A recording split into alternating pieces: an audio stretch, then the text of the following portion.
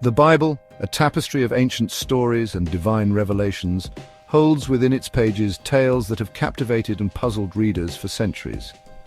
Among these enigmatic accounts are the scattered references to the Nephilim, often depicted as giants who roamed the earth in primordial times.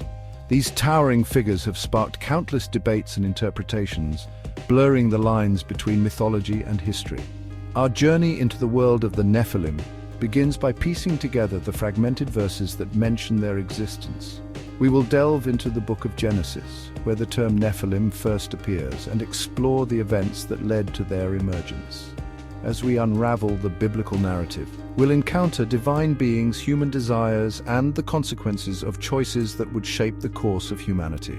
The story of the Nephilim is not merely a tale of giants, it's a narrative woven into the fabric of human history, a story that raises profound questions about the nature of humanity, the role of divine beings, and the consequences of disobedience. It's a tale that continues to resonate with us today, reminding us of the enduring power of ancient stories to both fascinate and challenge our understanding of the world. Prepare to journey back in time, to an era when the world was young and giants walked the earth. Prepare to encounter the Nephilim. The book of Genesis, the first book of the Bible, provides our initial encounter with the Nephilim. Genesis chapter 6, verse 4 states, "The Nephilim were on the earth in those days, and also afterward, when the sons of God came into the daughters of man, and they bore children to them. These were the mighty men who were of old, the men of renown." This cryptic passage introduces us to several key players in the Nephilim narrative: the sons of God, the daughters of man, and the offspring they produced, the Nephilim. While the term Nephilim itself is often translated as giants, its exact meaning remains a point of debate among scholars. Some suggest it might indicate fallen ones or those who cause others to fall, hinting at a more sinister nature. Regardless of the precise definition, the verse clearly establishes a connection between the Nephilim and the union of the sons of God with human women. This unusual parentage is central to understanding the nature and significance of the Nephilim. The identity of the sons of God is a subject of much scholarly discussion. Some interpret them as powerful human rulers, while others see them as angelic beings. This latter interpretation, rooted in ancient Jewish tradition, suggests that these divine beings transgressed their boundaries by intermingling with humanity. The biblical account of the Nephilim's birth raises more questions than it answers. The text is sparse, leaving much to interpretation and speculation. The phrase "sons of God" appears elsewhere in the Old Testament, often referring to angelic beings. This has led many scholars to believe that the Nephilim were the product of an illicit union between divine beings and humans. This interpretation, however, is not without its challenges. Some scholars argue that such a union would be impossible, as angels are spiritual beings. They propose alternative interpretations, suggesting that the sons of God might represent a lineage of Seth, a son of Adam and Eve known for his piety, who intermarried with the descendants of Cain, known for their wickedness. Adding to the complexity, the text mentions the Nephilim existing both before and after the sons of God took wives from among the daughters of men. This suggests that the Nephilim might not have been solely the product of these unions, but rather a pre-existing race that became more numerous or powerful after the intermingling. Despite these ambiguities, the biblical narrative emphasizes the unusual nature of the Nephilim's birth. Their existence is presented as a disruption of the natural order, a consequence of actions that transgressed boundaries and unleashed chaos into the world. The emergence of the Nephilim coincides with a period of increasing wickedness and corruption in the biblical narrative. Genesis chapter 6 verse 5 states, "The Lord saw that the wickedness of man was great in the earth, and that every intention of the thoughts of his heart was only evil continually." This verse suggests a link between the presence of the Nephilim and the escalating depravity of humanity.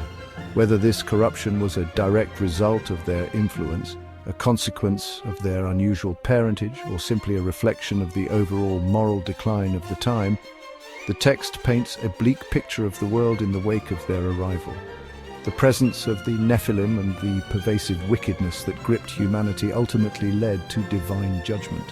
Genesis chapter 6 verse 7 records God's lament and his decision to send a flood to cleanse the earth.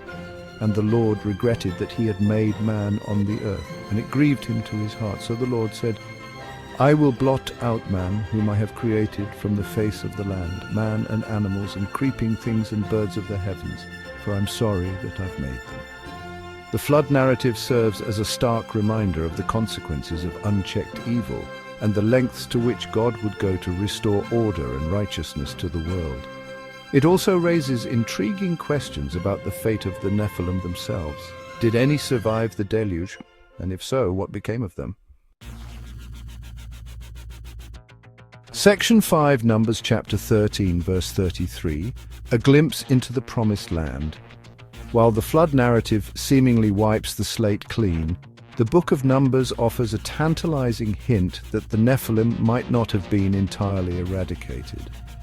In Numbers chapter 13, verse 33, the spies sent by Moses to scout the promised land report encountering descendants of the Anakim, a race of giants. And there we saw the Nephilim, the sons of Anak, who come from the Nephilim. And we seemed to ourselves like grasshoppers, and so we seemed to them. This passage suggests that at least some remnants of the Nephilim survived the flood, or that similar beings emerged later. The fear and awe expressed by the spies highlight the imposing stature and formidable reputation of these giants, further solidifying their association with strength and power. The presence of giants in the Promised Land adds another layer of complexity to the Nephilim narrative. It raises questions about their continued influence on humanity and their role in the unfolding drama of biblical history.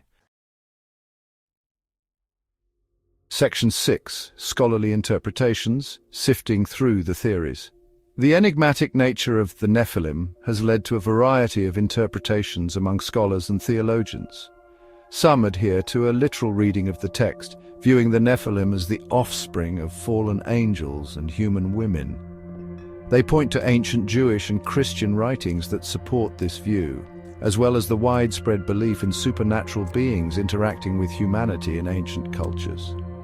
Other scholars, however, find the idea of angels procreating with humans problematic. They propose alternative explanations, suggesting that the sons of God might represent a lineage of righteous men who intermarried with wicked women, leading to the corruption of their offspring. This interpretation emphasizes the moral and spiritual decline of humanity rather than a literal interpretation of angelic beings.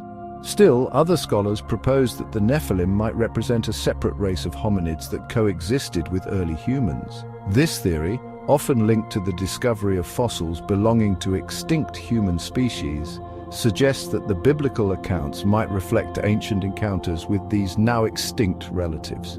Despite the lack of consensus, the diverse interpretations surrounding the Nephilim highlight the enduring power of these ancient stories to captivate our imaginations and challenge our understanding of the world. Section 7. Mythological Parallels, Echoes of Giants Worldwide. The motif of giants is not unique to the Bible. Similar figures appear in the mythologies and folklore of cultures around the world. From the Titans of Greek mythology to the Jotnar of Norse legend, giants often embody primordial forces representing chaos, strength, and the challenges faced by early humanity. These cross-cultural parallels suggest that the fascination with giants might be rooted in a shared human experience, perhaps reflecting ancient encounters with large animals, fossil discoveries, or simply the human tendency to exaggerate and mythologize the past. The widespread presence of giants in mythology adds another layer of intrigue to the Nephilim narrative. It invites us to consider the possibility that the biblical accounts might reflect a broader cultural memory of these enigmatic beings, blurring the lines between history, myth, and the collective unconscious of humanity. Section 8. The Nephilim in History and Popular Culture. The Nephilim have captivated the human imagination for centuries, inspiring countless works of art, literature, and film. From medieval paintings depicting towering giants to modern-day novels exploring the mysteries of their origin, the Nephilim continue to intrigue and inspire. In recent years, the Nephilim have experienced a resurgence in popular culture, fueled by conspiracy theories, paranormal investigations, and a growing fascination with the unexplained. Books, documentaries, and websites dedicated to uncovering the truth about the Nephilim abound, offering a mix of speculation, pseudoscience, and genuine curiosity. While some of these interpretations might stray far from the biblical narrative, they highlight the enduring power of the Nephilim story to capture our imaginations and spark our curiosity about the mysteries of the past. Section 9. Conclusion: Enduring Enigma. The Nephilim remain one of the most enduring enigmas of the Bible. Their origins, their nature, and their ultimate fate are shrouded in mystery, leaving ample room for interpretation and speculation. Were they literal giants, the offspring of fallen angels and human women? Were they a race of powerful rulers, the product of moral decline and intertribal conflict? Or were they something else entirely, beings that defied easy categorization, blurring the lines between myth and history? The Bible offers no easy answers, leaving us to grapple with the ambiguities and draw our own conclusions. But perhaps that is part of the enduring power of the Nephilim story. The Nephilim remind us that some mysteries are meant to remain unsolved, inviting us to contemplate the vastness of the unknown and the limits of human understanding. They remind us that the world is a place of wonder and terror, where the boundaries of reality can be blurred and where ancient stories continue to resonate with us today. As we continue to explore the mysteries of the past, the Nephilim will undoubtedly continue to captivate our imaginations, reminding us that some stories are timeless, transcending generations, and whispering to us of a world both familiar and profoundly strange.